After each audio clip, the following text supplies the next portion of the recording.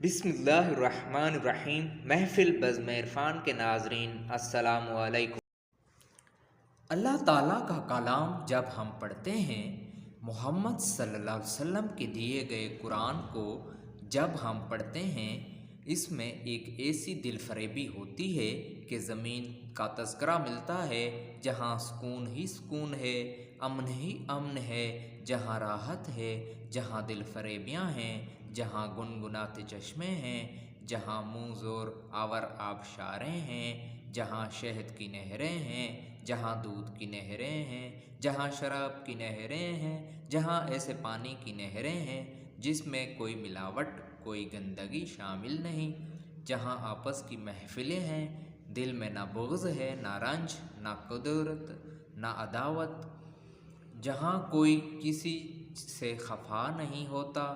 جہاں کسی قسم کا غم نہیں، جہاں کوئی بیماری نہیں، جہاں کوئی تکلیف نہیں، جہاں ہر اعتبار سے انسان کے لیے راحت دل کا، تسکین دل کا اہتمام ہے۔ ذرا تصور تو کیجئے، ایسی جگہ کا کس کا جی نہیں چاہتا کہ اسے ہمیشہ ہمیشہ کا سکون مل جائے؟ کس کا یہ جی نہیں کرتا کہ اسے ایسی جگہ مل جائے جو اس سے کبھی نہ چھنے؟ اللہ کی کتاب، نبی صلی اللہ علیہ وسلم کی سنت، آپ صلی اللہ علیہ وسلم کی گفتگو، آپ صلی اللہ علیہ وسلم کی باتیں، آپ صلی اللہ علیہ وسلم کی احادیث ہمیں بتاتی ہیں کہ جنت میں کبھی وبا نہیں پھوٹتی، جنت میں کوئی ہسپتال نہیں، جنت میں کوئی ورکشاپ نہیں ہے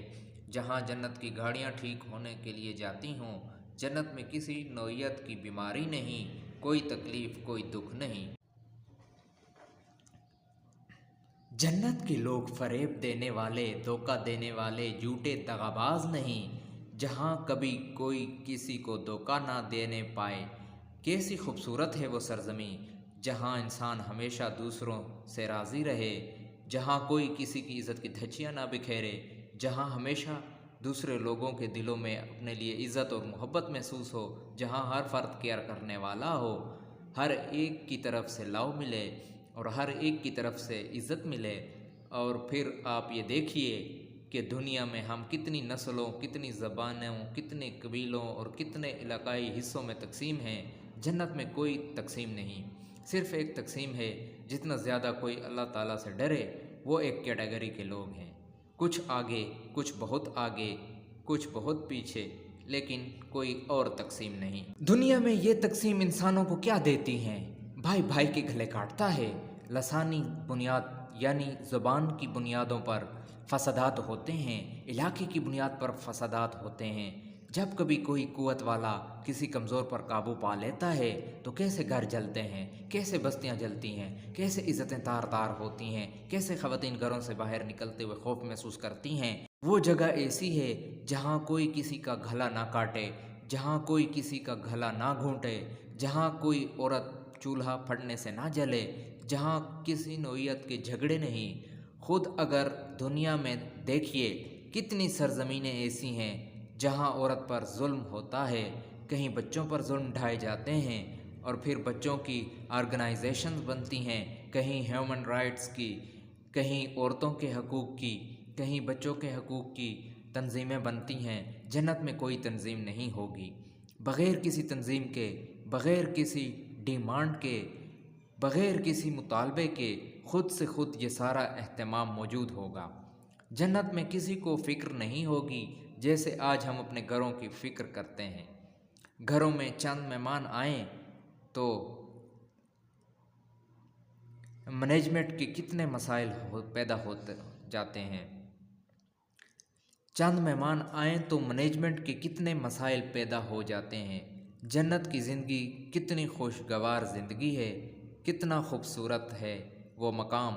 جہاں پر کوئی گندگی نہیں، جہاں انسانوں کو کسی قسم کی تکلیف لاحق نہیں ہوگی، جہاں لوگ کھاتے ہیں اور جہاں جو چیز چاہے کھائیں، جتنا جی چاہیں کھائیں اور پھر ضروریات سے فارغ نہیں ہونا۔ جنت میں ٹوائلٹس نہیں ہوں گے، جنت میں ایسا کوئی سیوریج سسٹم نہیں ہوگا۔